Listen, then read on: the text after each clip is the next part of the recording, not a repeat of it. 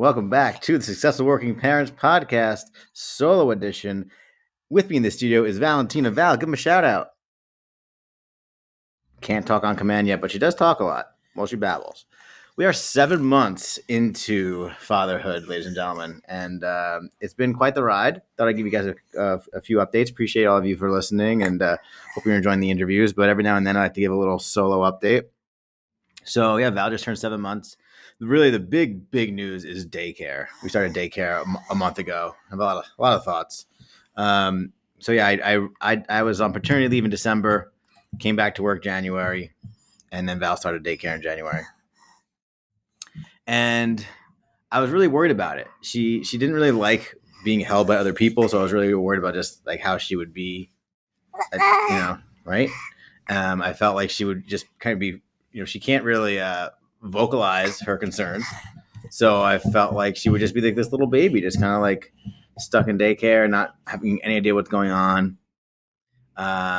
She's done pretty well so far. She was obviously a little fussed that first day, the first week, but she adjusted pretty quickly. She's just throwing her headphones around. Here we go. You gotta lock in here. She, they have a 4-to-1 ratio at daycare, 4 teachers to or 4 kids to one teacher, I should say. And so there's just going to be times when she's just not being taken care of or tended to. She's just sort of lying around, and it's hard to think about that when she's just kind of sitting there crying, on her own. I think she's gotten better. She's definitely gotten better at like being around others. She used to cry a lot when other people besides me and my wife held her, but she's a lot just easier going with strangers, which is great. We've been sick ever since. She's had a runny nose and congestion since like day 3. She had a fever at the end of the first week, and then she's been congested since. We got a couple of colds, so that's been a real lot of fun. I don't know when the immune system thing kicks in, and then you like, I guess at some point she's immune to everything. I don't know how it works, but so far not great.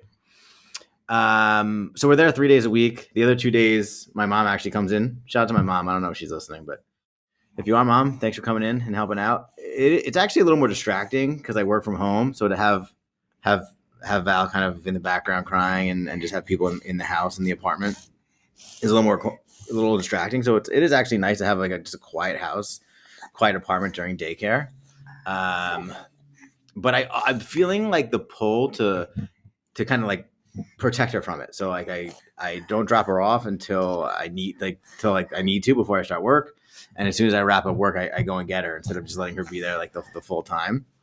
So I kind of have to get used to that. I just let her be there and know that she's okay. She's definitely bonding with the caretakers there, and they send us some pictures, and she's I don't know, she's finger painting, I guess. She's having a decent time. So we'll see how it goes, but that's really been on my mind the most. I don't know if anybody has any thoughts on daycare versus nannies and what your experience has been. Please share, but that's been my experience so far in the last month of daycare. We'll see you guys at month 8. Appreciate you listening. Val, anything you want to say before we leave? Any thoughts about being 7 months old? Yeah, it is tough.